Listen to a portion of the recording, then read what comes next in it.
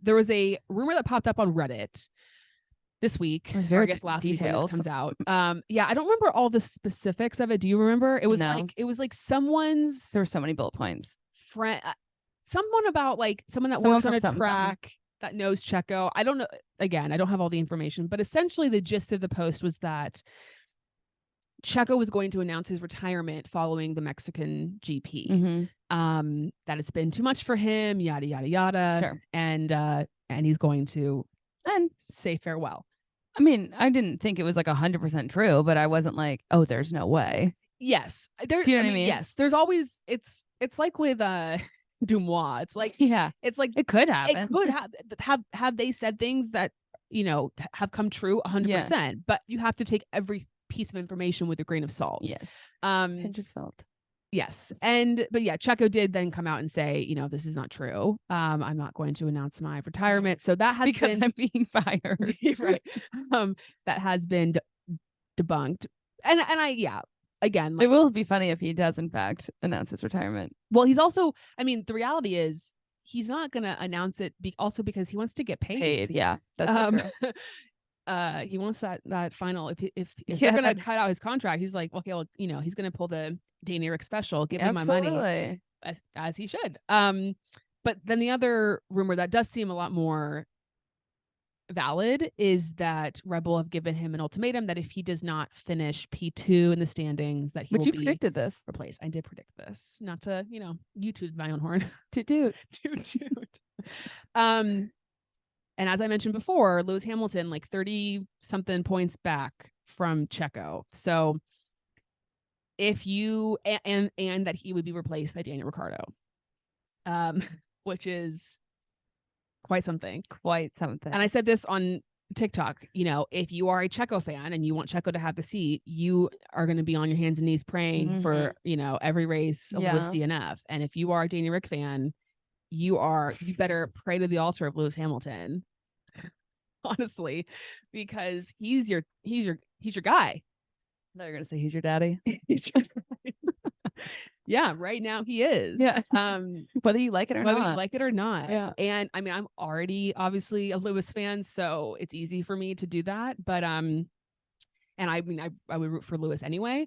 But I'm rooting for Lewis as well. No, that's actually one of the questions from somebody. They said, I'm gonna see if I can find it. They said, Hannah, will you be cheering for Lewis now that it means Daniel could be in the Red Bull? I cheer for Lewis more than people would think that really? I cheer for Lewis. What do you mean? Oh, really? I didn't know that. Yeah. No, I didn't. What?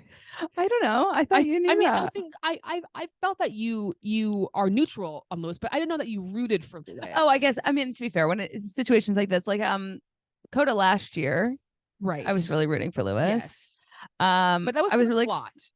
I guess. Yeah. I was really excited when Lewis got pole. Yes. Because we'd never seen that before. Yes. With our own two eyes. Yep. In real time. Yep. But yeah, no, I'm definitely rooting for Lewis in this dynamic because I also like Lewis more than I like Checo. Right. Sorry. It's okay. I know sometimes I feel like even though it's my opinion and that's okay, I don't want to offend anybody. No, and again, like I should speak for myself. I don't want to speak for you. Like I don't know if you agree with my sentiment. I don't dislike Checo. I am very neutral on Checo, but obviously I'm a Danny Rick stan to the ends of the earth. Mm-hmm. So like, again, even I would, if it meant, if it was like Charles Leclerc has to leave the grid for Daniel Ricciardo to become world champion, like I'm starting, show me the dotted line. Got it. So everyone is second fiddle to Danny Rick. That's for fair. Me personally. But yeah, I'm really curious. And actually I saw, someone said this on a podcast that like over the last 3 races, and I don't have the exact number, but it was like over the last three races, Lewis has outscored Checo by like 20 something points, maybe more than that. And the difference is only 30 something and it's over 5 races. So like if it continues, it did hurt Lewis greatly that he DNF'd. And George, that's the other thing. Like, because I've actually heard some people talking about that start from Qatar. Yeah. And like Lewis was on softs behind George. Mm-hmm. And so the whole, the reason that Lewis was on softs is so that he could get ahead of Max at the start of the race. Okay. Like his whole goal was to like utilize having soft tires at the start and get a lead. And, you know, so part of me was like, I don't blame George for what happened, but like he had to know that was hopefully told to them, like make sure that Lewis gets that spot. And I feel like George wasn't really like dialed in. Yeah. And so I need George to be on his P's and Q's. Yeah. Which for the greater good, because George is also a Danny Rick fan. Yeah. It's so true. You know? So like let's all collectively for the good of the group. For the good of the group. Yeah. Let's get it together. Yeah. And Lewis, you know, I think Lewis likes Danny, so yeah, I think so. He said last year he'd also like to be P2 in the championship. So also like, I think yes. I think that's the higher goal, but like the benefit is that I mean Danny's he did say last year, he said that Daniel deserved to be on the grid. I remember that. And he, you know, he spoke out on behalf. And you know, it's nice because when you attach your goals to someone else's, though, makes you better. You know what is a problem in this situation? Is the Lewis Hamilton father and Checo's father relationship. It's a bummer because but it's not a problem. Detracting. No, I think they still love each other because they still have been through something that not many other people have been through, which is having sons in Formula One. Right. And also not being like complete and total assholes like some other dads. Yes, some other dads. Who do you mean? Which one are you talking about? I know that Lewis and his dad had struggles in their childhood, or you know, as they got older, but I think they've healthfully worked through their problems. So there's that. All right, and then there's some who haven't, which is fine.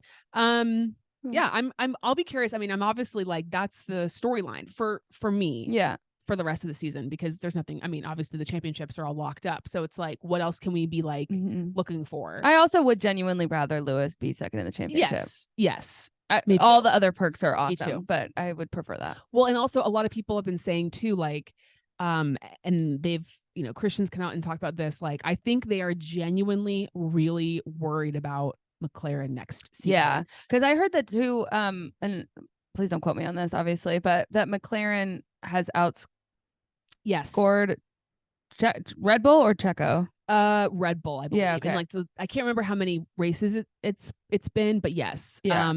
And obviously, you know, their cars are very close right now on pace, and Max is still faster, but Lando and Oscar are like right behind them, and they're together. Yeah. You know, and then you have Checo, and so going into next season, it's like, and you think about where McLaren started, how far back they were, and how much they've gained. It's like, well, shit, imagine if they'd had a really good car at the start of the season. Yeah. Like, so curious. I understand Red Bull's fear about it and going into next season, though I do feel like they are, you know, this is a mess of their own making, because like, is any teammate going to be good in this seat? Yeah. Like, you know, but whatever. Okay. Speaking of that, actually, the next question, do you think Daniel actually deserves the Red Bull seat?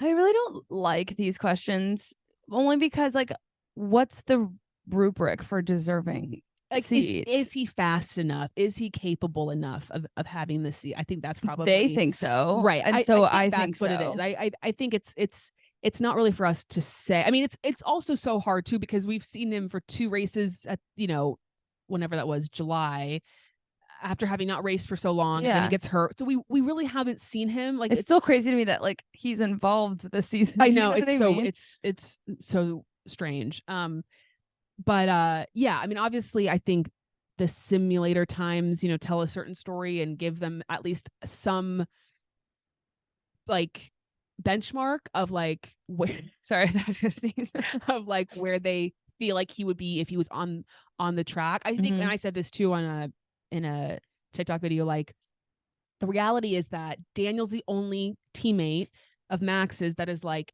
been able to compete with Max. Yeah. And I know Max was a lot younger. He was a much less mature driver, et cetera, et cetera. But Daniel also didn't struggle with that car. Like, I feel like every other driver has struggled with the car. Yeah.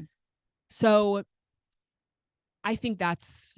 And the reality is they just don't have any other options. No. And it's a risk for them to go with I mean, Daniel may not be faster than Checo. Who knows? I don't know. Well, I think I do. If I had to like put money on the whole situation, I do think that Checo will finish P2. Like, I just think if I were to actually be betting on it, and I think Checo will start the season with Red Bull, but be replaced pretty quickly. But I wouldn't be surprised if anything happens, you know. So we'll see. Okay.